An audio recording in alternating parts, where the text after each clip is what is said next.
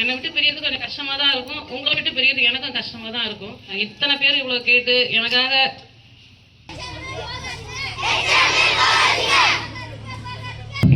சொல்ல கேட்டீங்களா?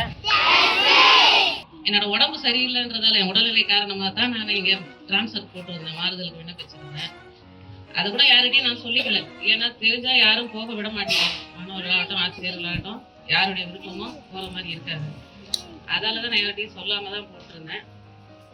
நேற்று தான் இந்த கவுன்சிலிங் முடிஞ்சது, இன்றைக்கி தான் ஆர்டர் வாங்கினேன். அது எப்படியோ கேள்விப்பட்டு ஊராட்சி மன்ற தலைவர், நம்ம எஸ்எம்சி தலைவர், நம்ம ஊர் பொதுமக்கள், ஏன்னா 13 ஆண்டு காலமாக ஒரு பெரிய பாண்டிங்கில் இருந்துட்டோம், தாயா பிள்ளையா பழகி. என்னை விட்டு பிரியறது கொஞ்சம் கஷ்டமாக தான் இருக்கும், உங்களை விட்டு பிரியறது எனக்கும் கஷ்டமாக தான் இருக்கும். ஆனால் அதான் என்னுடைய உடல்நிலை கருதி என்னுடைய சொந்த விருப்பத்தின் பேரில் தான் நான் வாங்கினேன், ட்ரான்ஸ்ஃபர் வாங்கினது. இத்தனை பேர் இவ்வளோ கேட்டு எனக்காக இவ்வளோ நேரம் வெளியே சத்தம் போடும்போது தொண்டை வலிக்குதோன்னு தான் கவலைப்பட்டுட்டு உட்காந்துருந்தேன் நான். இவ்வளோ நேரம் நீங்கள் இப்போ வெளியே எல்லாரும் கோஷம் போட்டுகிட்டே இருந்தீங்க. அது அர்த்தம் புரிஞ்சு செய்தீங்களா இல்லை புரியாம தான் நீங்கள் சத்தம் போட்டீங்களான்னு கூட தெரியல. இருந்தாலும் மனசுக்குள்ள அது ஓடிக்கிட்டே இருக்குது. நம்ம வந்து இவங்களுக்குலாம் கஷ்டத்தை கொடுத்துட்டோமோ அப்படின்னு. ஆசிரியர்களும் எவ்வளோ சொன்னாங்க. தலைவர் காலையிலேருந்து திரும்ப சொல்லிட்டு இருக்காரு, நீங்கள் ட்ரான்ஸ்ஃபரில் போகக்கூடாது அப்படின்னு சொல்லி.